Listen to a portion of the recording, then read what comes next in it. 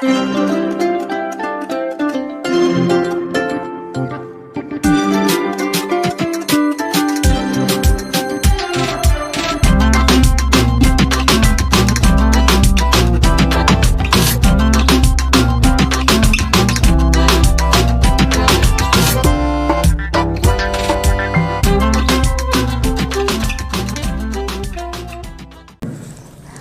கொடுத்த அந்த பெரிய ஒரு வாய்ப்பிற்காக நான் ஆண்டவருக்கு மிகவும் நன்றியுடையவளாக இருக்கிறேன். மீண்டுமாக சபையின் ஐயா போதகர் ஐயாவுக்கும் அங்கத்தினர்களுக்கும் என்னுடைய நன்றியை தெரிவித்துக் கொள்கிறேன். விசேஷ விதமாக இதற்கு ஒழுங்கு செய்த பிரவீன் அண்ணனுக்கும் எங்களுடைய நன்றிகளை நாங்கள் தெரிவித்துக் கொள்கிறோம். ஆண்டவர் நம்மோடு பேசும்படியாக அவருடைய சத்தத்தை நாம் கேட்டு அவருடைய சித்தத்தை செய்யத்தக்கதாக நாம் நம்மை ஆண்டுடைய சமூகத்தில் ஒப்புக் கொடுப்போம். நல்ல மேய்ப்பன் குரலை கேட்பேன், நாளும் பின் தொடர்வேன். நல்ல மேய்ப்பன் குரலை கேட்பேன், நாளும் பின் தொடர்வேன். தோளில் அமர்ந்து கவலை மறந்து, தோளில் அமர்ந்து கவலை மறந்து தொடர்ந்து பயணம் செய்வேன், தொடர்ந்து பயணம் செய்வேன். எனது தலைவன் இயேசுராஜன் மார்பில் சாய்ந்து சாய்ந்து மகிழ்ந்து மகிழ்ந்திருப்பேன். அப்பா, உம்முடைய ஜீவனுள்ள வார்த்தைகளுக்காக உமக்கு ஸ்தோத்திரம். இந்த வெள்ளிக்கிழமையிலையும் இந்த உபவாச கூட்டத்திலே எங்களை எல்லாரையும் அழைத்து வந்திருக்கிறீர் சுவாமி. நீர் என்ன பேச போகிறீர் சுவாமி? உம்முடைய சத்தத்தை கேட்க நாங்கள் ஆவலாய் காத்திருக்கிறோம். என்னை மறைத்து நீர் உம்மை வெளிப்படுத்தும். உம்முடைய சத்தத்தை கேட்டு உம்முடைய சித்தத்தை செய்ய எங்கள் ஒவ்வொருவருக்கும் பலன் தாரும். இயேசு கிறிஸ்துவின் மூலமாய் ஜெபிக்கிறோம் நல்ல பிதாவே, ஆமென். கடந்த நாட்களிலே நான் என்னுடைய வேத தியானம், என்னுடைய தனிப்பட்ட முறையிலே என்னுடைய வேதத்தை தியானித்து கொண்டிருக்கும் பொழுது ஆதியாகமம் 13வது அதிகாரத்திலே ஒரு வசனம் என்னை மிகவுமாக தொட்டது. அதை நான் கடந்த சில நாட்களாக தியானித்து கொண்டே இருக்க தேவன் உதவி செய்தார். ஆதியாகமம் 13வது அதிகாரம் 14, 15 வசனங்களை 15, 16 வசனங்கள்.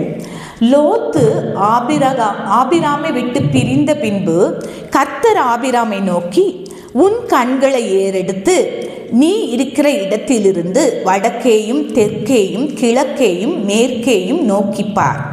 நீ பார்க்கிற இந்த பூமி முழுவதையும் நான் உனக்கும் உன் சந்ததிக்கும் என்றைக்கும் இருக்கும்படி கொடுத்து உன் சந்ததியை பூமியின் தூளை போல பெருக பண்ணுவேன். ஒருவன் பூமியின் தூளை எண்ணக்கூடுமானால் உன் சந்ததியும் எண்ணப்படும். இந்த வசனத்தை நான் தியானித்து கொண்டிருக்கும் பொழுது நமக்கு நிறைய வசனங்கள் கண்களை ஏறெடுக்கிறத பற்றி நிறைய வசனங்கள் தெரியும். சங்கீதம் 121:1 என்ன சொல்லுது? எனக்கு ஒத்தாசை வரும் பர்வதங்களுக்கு நேராக என் கண்களை ஏறெடுக்கிறேன். அப்புறம் 123 சங்கீதத்திலே பரலோகத்தில் வாசமாயிருக்கிற தேவனுக்கு நேராக என்னுடைய கண்களை ஏறெடுக்கிறேன். ஒரு வேலைக்காரனுடைய கண்கள் தன்னுடைய எஜமானின் கையை நோக்கி இருக்குமா போலவும், வேலைக்காரனுடைய கண்கள் தன்னுடைய எஜமாட்டியின் கையை நோக்கி இருக்குமா போலவும், எங்கள் தேவனாகிய கர்த்தர் எங்களுக்கு இரக்கம் செய்யும் வரைக்கும் எங்களுடைய கண்கள் அவரையே நோக்கி இருக்கிறது. அப்படி நிறைய வசனங்கள் நமக்கு தெரியும். தாவீது ராஜா சங்கீதத்தில் நிறைய வசனங்கள் கண்களை நோக்கி, ஆண்டவரை நோக்கி பார்க்கிற காரியங்களை நிறைய பார்க்கிறோம். ஆனா இந்த ஒரு வசனத்தை நான் வாசிக்கும் போது ஆண்டவர் என்னோடு தனிப்பட்ட முறையில பேச ஆரம்பிச்சார். ஏன்னா ஆண்டவர் சொல்றாரு, lift up your eyes, உன்னுடைய கண்களை ஏறெடுத்து பார் அப்படின்னு சொல்லி ஆபிரகாம்கிட்ட சொல்றாரு. கர்த்தர் ஆபிராமை நோக்கி உன் கண்களை ஏறெடுத்து நீ இருக்கிற இடத்திலிருந்து வடக்கையும் தெற்கையும் கிழக்கையும் மேற்கையும் நோக்கிப்பார் அப்படின்னு சொல்றாரு. அப்ப இந்த வசனத்து மூலமா ஆண்டவர் என்கிட்ட பேசும் பொழுதே நான் இன்னும் 2 வசனங்களையும் இன்னும் சில காரியங்களை ஆண்டவர் எனக்கு ஞாபகப்படுத்தினாரு. எல்லாம் இல்ல, ஒரு 3 குறிப்புகளை மட்டும் நான் சொல்ல ஆசைப்படுறேன். நாம் ஆராதிக்கிற தேவன் எப்படிப்பட்டவர், நாம் ஆராதிக்கிற தேவன், நாம் சேவித்துக் கொண்டிருக்கிற, நாம் தொழுது கொண்டிருக்கிற நம்முடைய தேவன் எப்படிப்பட்டவர் என்று 3 குறிப்புகளை நான் சொல்ல ஆசைப்படுகிறேன். முதலாவது குறிப்பு என்னன்னா, நம்ம இந்த வாசித்த இந்த ஆதியாகமம் 13வது அதிகாரத்துல நம்ம பார்க்கும்போது தெரியுது, நம்முடைய தேவன் சந்ததிகளின் தேவன். எல்லாரும் சொல்லலாமா? நம்முடைய தேவன் யாரு? சந்ததிகளின் தேவன். He is the Lord of generations. அவர் சந்ததிகளின் தேவன். அதை எப்படி இங்க வெளிப்படுத்துறாரு? ஆபிரகாம்ட்ட அதிக அழகா சொல்றாரு. லோத்து ஆபிரகாமை விட்டு பிரிஞ்சு போயிட்டான். அவங்க 2 பேருக்குள்ளே வாக்குவாதம் வருது. அப்போ ஆபிரகாம் ஒரு அவரே முன் நீ என்னை விட்டு பிரிஞ்சு போயிரு, நீ வலது பக்கம் போனா நான் இடது பக்கம் போறேன், நீ இடது பக்கம் போனா நான் வலது பக்கம் போறேன், நமக்குள்ள எதுக்கு பிரச்சனை, வேண்டாம் அப்படின்னு சொல்லி போகும்போது லோத்து என்ன பண்றான்? பார்க்கிறான். அவன் கண்களை ஏறெடுத்து பார்க்கிறான். அந்த வசனத்தில் நம்ம பார்த்து வாசிக்கிறதுக்கு நேரம் இல்ல. அவன் கண்களை ஏறெடுத்து பார்க்கிறான். அந்த சோதோம், அந்த இடங்கள் எல்லாம் நீர்வளம் பொருந்தினதையாகவும் கர்த்தருடைய தோட்டத்தை போலவும் இருந்துச்சு அப்படின்னு சொன்ன உடனே என்ன பண்றான்? லோத்து அதை அவன் தெரிந்து கொண்டான். லோத்து அதை தெரிந்து கொண்டான். இது நல்லா இருக்கு, இதை நான் தெரிந்து கொள்றேன் அப்படின்னு சொல்லி அவன் அதை முடிவெடுக்கிறான். அருமையான தேவனுடைய பிள்ளைகளே, choices of this life determine our eternal destiny. நம்ம இந்த உலகத்துல நம்ம என்னென்ன முடிவெடுக்கிறோமோ, தீர்மானம் பண்ணுகிறோமோ, அதுதான் நம்முடைய நித்தியத்தை குறித்ததான ஒரு தீர்மானத்தை பண்ணும். உண்மைதானே?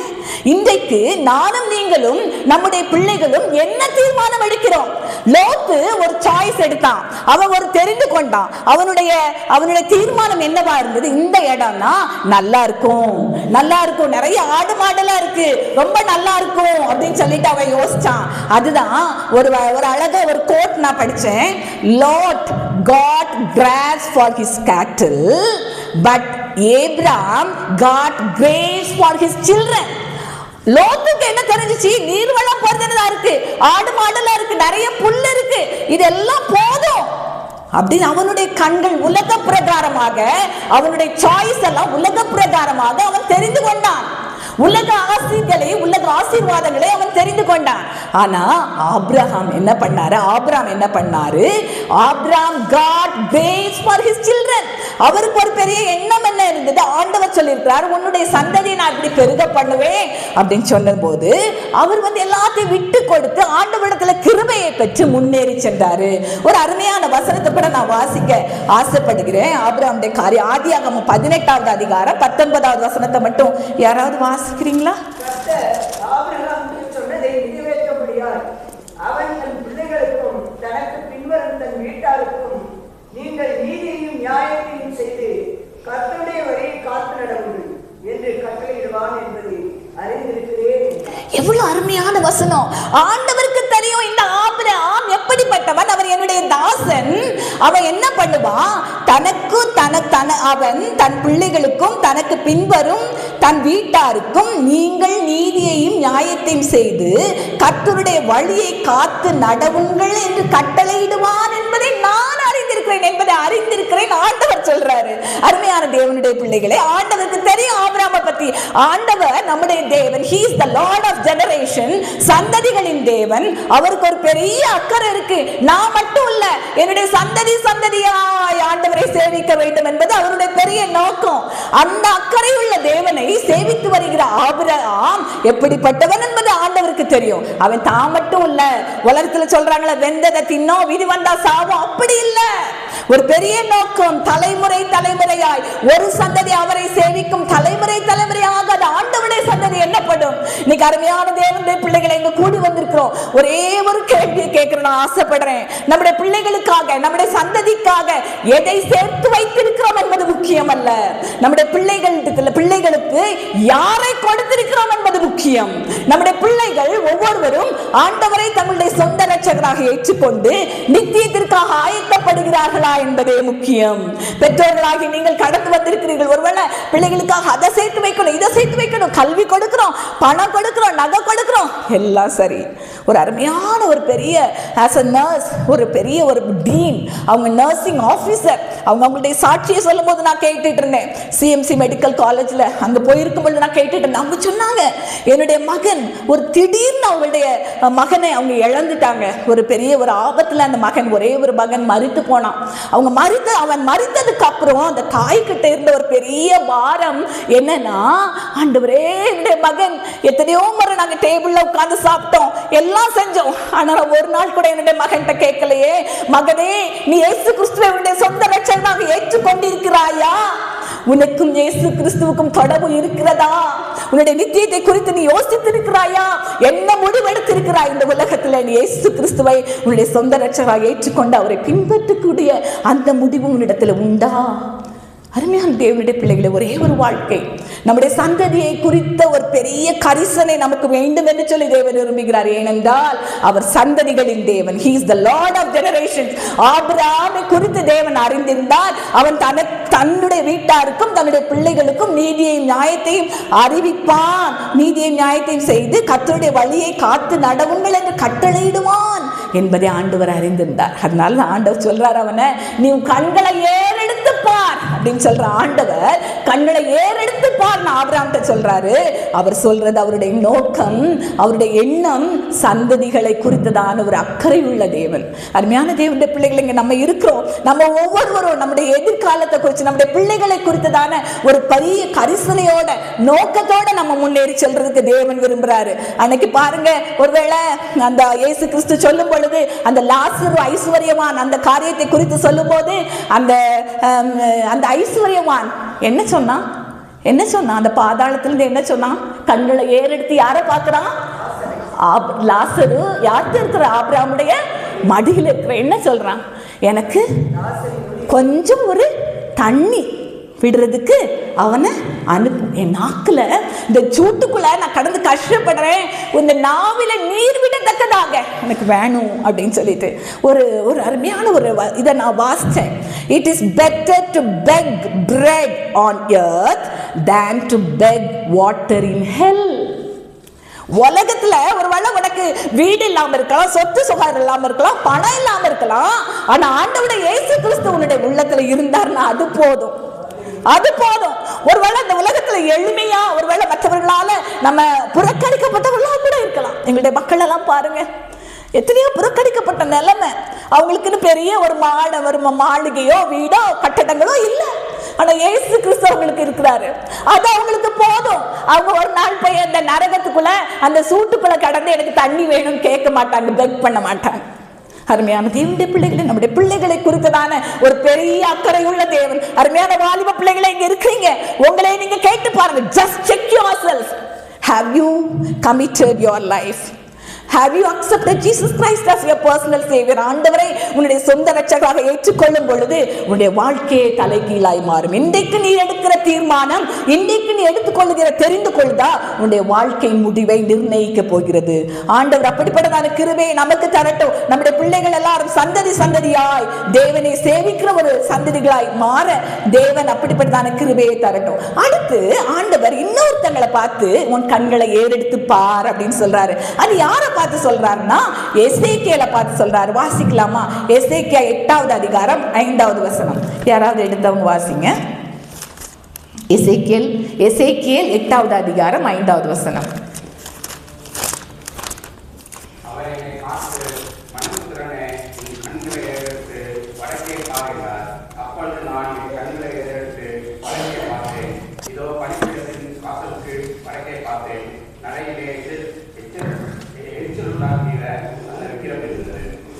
இந்த காரியத்தை நம்ம பார்க்கும்போது இந்த தரிசனத்தை எசேக்கியேல் தீர்க்கதரிசிக்கு தேவன் காட்டுகிறார். எருசலேமை குறித்ததான், அவன் பாபிலோனில் இருந்து எருசலேமை குறித்ததான ஒரு தரிசனத்தை காட்டுகிறார். அதை நீங்க பார்த்தீங்கன்னா ஒவ்வொரு காரியத்தை பார்க்கும்போது அந்த அதிகாரத்துல முதல்ல 2வது வசனத்துல பார்க்கும் பொழுது அவர் அந்த முகப்புல ஒவ்வொரு இடத்தையும் நிறைய காரியங்களை நம்ம அதை பார்க்க முடிகிறது. 5வது வசனத்துல உன் கண்களை ஏறெடுத்து வடக்கே பார்ன்னு சொல்றாரு.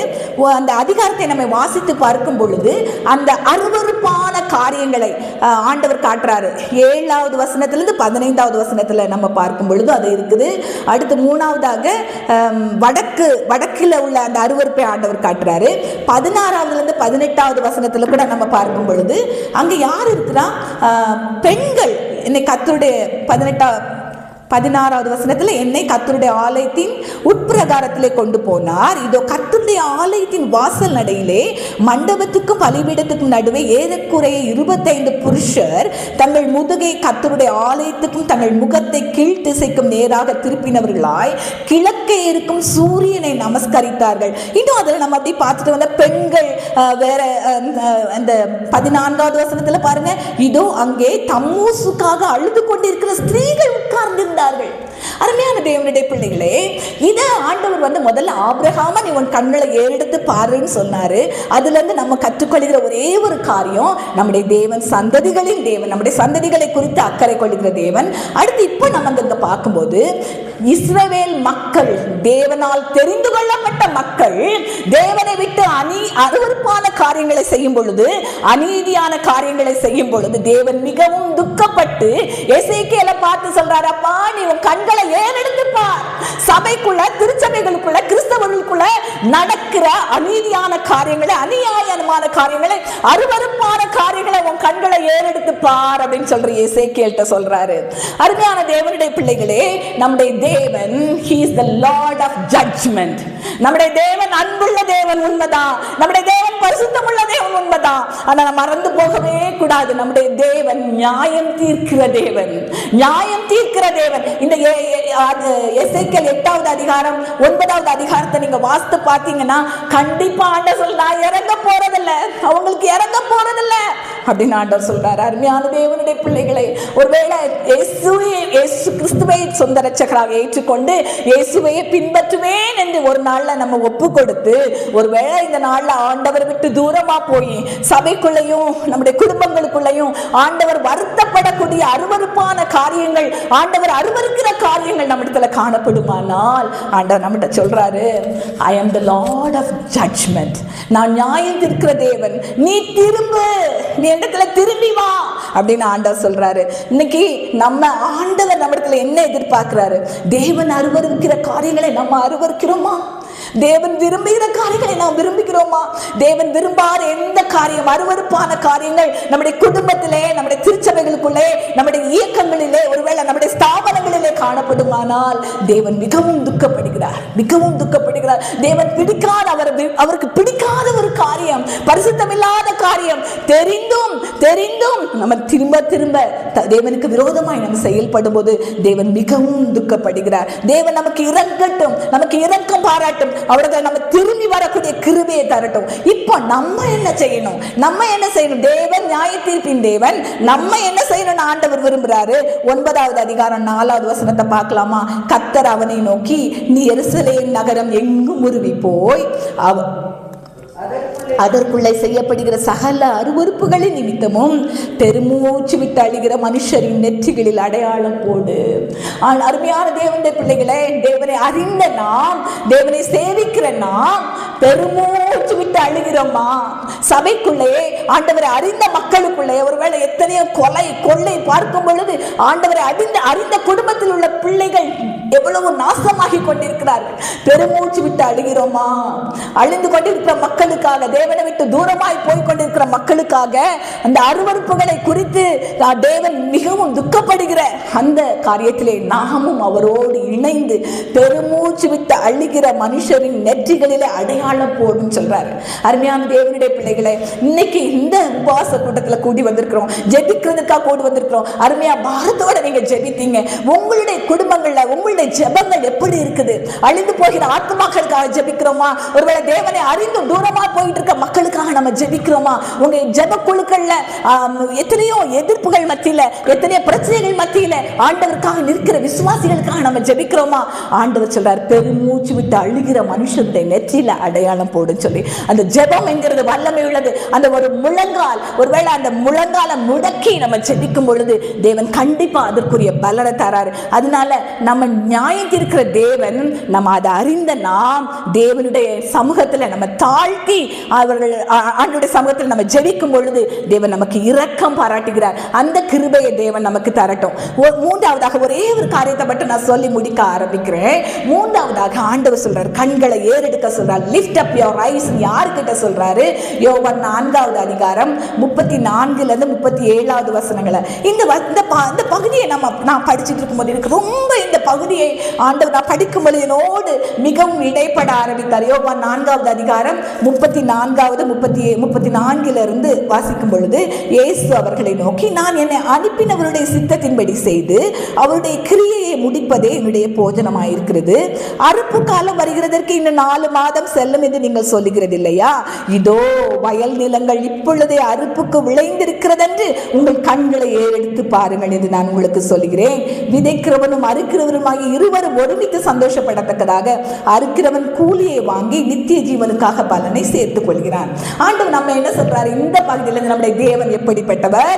முதலாவது நாம் பார்த்தோம், he is the lord of generation, சந்ததிகளின் தேவன். இரண்டாவது நம்ம பார்த்தோம், he is the lord of judgment, நியாயம் தீர்க்கிற தேவன். மூன்றாவதாக அறுவடையின் தேவன், he is the lord of the harvest, அறுவடையின் தேவன். ஆண்டவர் நம்மகிட்ட என்ன சொல்றாரு? உங்க கண்களை ஏறெடுத்து பாருங்கள், உங்களுடைய கண்களை ஏறெடுத்து பாருங்கள். வயல் நிலங்கள் இப்பொழுதே, இதோ வயல் நிலங்கள் இப்பொழுதே அறுப்புக்கு விளைந்திருக்கிறது என்று உங்கள் கண்களை ஏறெடுத்து பாருங்கள் அப்படின்னு சொல்றாரு. அருமையான தேவனுடைய பிள்ளைகளை, இப்பொழுதே, it is very urgent, immediate, உடனே, துரிதமா. காலம் குறுகியது. ஒருவேளை எங்க மக்கள் விவசாயிகளா இருக்காங்க எல்லாரும், அவங்க என்ன பண்ணுவாங்கன்னா அந்த அறுப்பு காலத்தை மட்டும் அவங்க தாமதிக்கவே மாட்டாங்க. ஏன்னா அந்த முதிர்ச்சி அடைந்த பயிர்கள் எல்லாம் அந்த அறுப்பு காலத்தை அவங்க தவற விட்டுட்டாங்கன்னா கீழே விழுந்து எல்லாம் வீணா போயிடும். அறுப்புக்கு அவங்க தாமதிக்கவே மாட்டாங்க. அதை நம்ம அர்ஜென்டா, துரிதமா, நம்ம ஒரு கருத்தோட நம்ம செய்யணும்னு சொல்லி ஆண்டவர் விரும்புறாரு. ஆன்மீக தேவனுடைய பிள்ளைகளே, இந்த நாளின் காலை வேளையிலே ஆண்டவருடைய சமூகத்துல கூடி வந்திருக்கிற நம்ம பார்த்து ஆண்டவர் சொல்றாரு அறுவடை மிகுதி, ஆளோ இல்ல.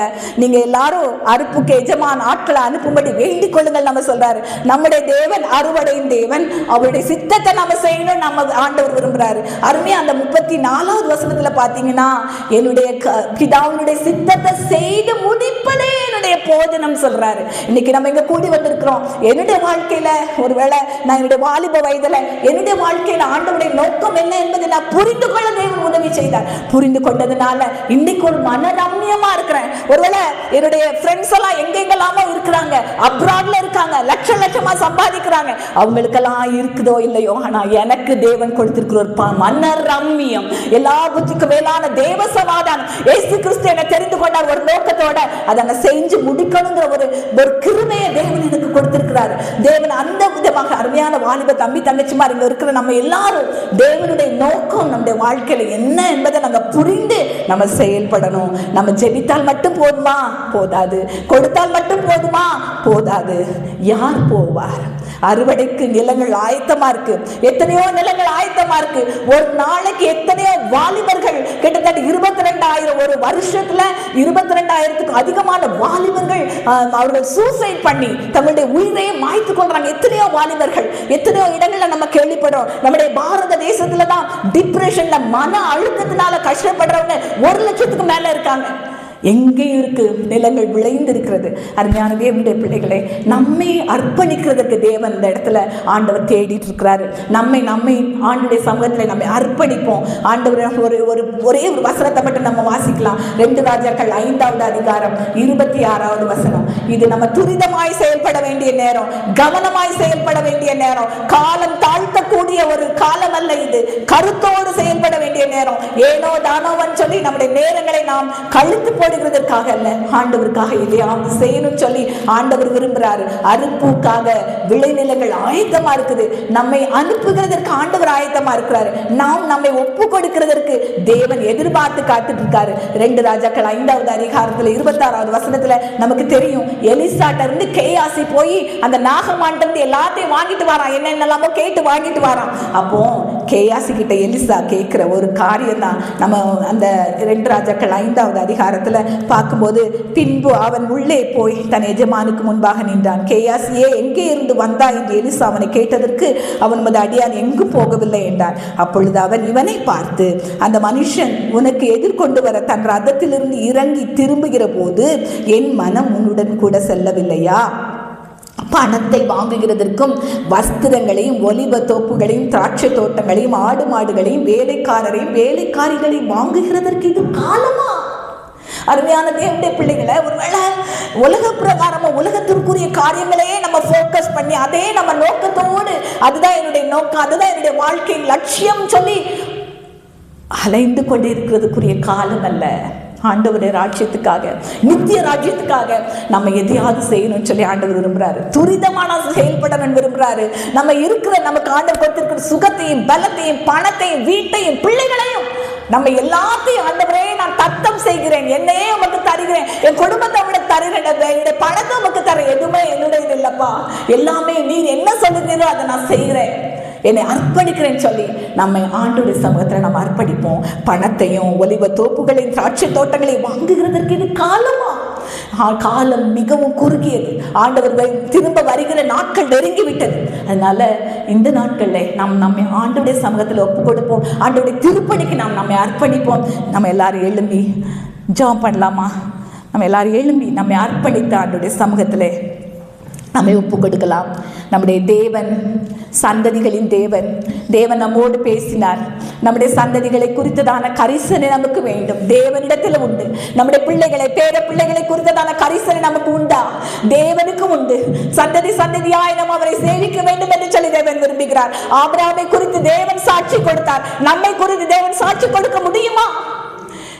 தேவனிடத்தில் நம்மை ஒப்பு கொடுப்போம். ஆண்டவரே, ஆண்டவரே, என்னுடைய பிள்ளைகளுக்கு எதை கொடுக்கிறனோ இல்லையோ உண்மை கொடுக்க வேண்டும். ஆண்டவரே, என்னுடைய பிள்ளைகள் உண்மை ஏற்றுக்கொள்ள வேண்டும். எல்லாரும் நம்ம ஆண்டவருடைய சமூகத்தில் ஒப்பு கொடுப்போம். ஆண்டவரே, இந்த பிள்ளைகள், பேர பிள்ளைகள், சந்ததி சந்ததியாய் நாங்கள் உண்மை சேவிக்க ஆண்டவரே உமக்கென்று எங்களை அர்ப்பணிக்க எங்களுக்கு உதவி செய்யும் என்று சொல்லி நாம் ஆண்டவருடைய சமூகத்தில் நம்ம அர்ப்பணிப்போம். நியாய தீர்ப்பின் தேவன், He is the Lord of judgment. தேவன் ஒரு நாள் நியாய தீர்க்க வரப்போகிறார். தேவனுடைய நியாய தீர்ப்புக்கு யாரும் ஓடி ஒழிய முடியாது. மிகவும் பெரிய நாள் அந்த நாள், காரிருள் நிறைந்த அந்த நாள். நம்மை அர்ப்பணிப்போம். ஒருவேளை எந்தெந்த இடங்களில் கிறிஸ்தவ குடும்பங்களிலே சாட்சியற்ற வாழ்க்கை, ஆண்டவர் கணவன் மனைவிகளுக்குள்ள சாட்சியற்ற வாழ்க்கை, ஆண்டவர் விரும்பாத அருவருப்பான காரியங்கள் திருச்சபைகளுக்குள்ளே இருக்குமானால் ஆண்டவரே நீர் உதவி செய்யும் என்று சொல்லி நாம் ஆண்டவரிடத்தில் திரும்பும்படியாய் தேவன் நம்மிடத்தில் எதிர்பார்க்கிறார். அதோட ஜெபிக்கிறதற்கு தேவன் நம்மை தூண்டுகிறார். பெருமூச்சு விட்டு அழுகிற இந்த அருவருப்புகளை நிமித்த பெருமூச்சு விட்டு அழுகிற மனுஷனுடைய நெற்றிகள் அடையாளத்தை போடுன்னு சொல்றாரு. ஆண்டவர் நம்மிடத்தில் அரை கூவல் விடுகிறார். நாம ஜெபிக்கிறோம். நம்முடைய ஜெபம் எப்படி இருக்கிறது? நம்ம ஆண்டவருடைய சமூகத்திலே ஒப்பு கொடுப்போம். மூன்றாவதாக அறுவடையின் தேவன், He is the Lord of harvest. கண்களை ஏறெடுத்து பார்க்க சொல்றாரு. கண்களை ஏறெடுத்து பார்க்க சொல்றாரு. Look above. ஆண்டவர் சொல்றாரு, look around. சுற்றிலும் பாரு, நீ கண்களை ஏறெடுத்து பாரு. ஆண்டவர் நம்மிடத்துல கேட்கிறார். நம்ம ஆண்டவருடைய சமூகத்தில் ஒப்பு கொடுப்போம். விளைநிலங்கள் அறுப்புக்கு ஆயத்தமா இருக்குது. காலம் தாழ்த்தாம ஆண்டவரே நான் என்ன செய்யணும்னு உம்முடைய சித்தமோ உம்முடைய நோக்கமோ அதை நான் செய்கிறதற்கு என்னை அர்ப்பணிக்கிறேன் என்று சொல்லி நம்ம ஆண்டவருடைய சமூகத்தில் அர்ப்பணிப்போமா? ஆண்டவரத்தில் அர்ப்பணித்தவர்கள் யாரும் வெறுமையானதில்லை, யாரும் தோற்று போனதில்லை. ஆண்டவரத்தில் தம்முடைய வாழ்க்கையை அர்ப்பணித்தவங்க யாரும் ஒரு நாளும் வெட்கப்பட்டு போனதில்லை. நம் தேவன் பெரியவர்.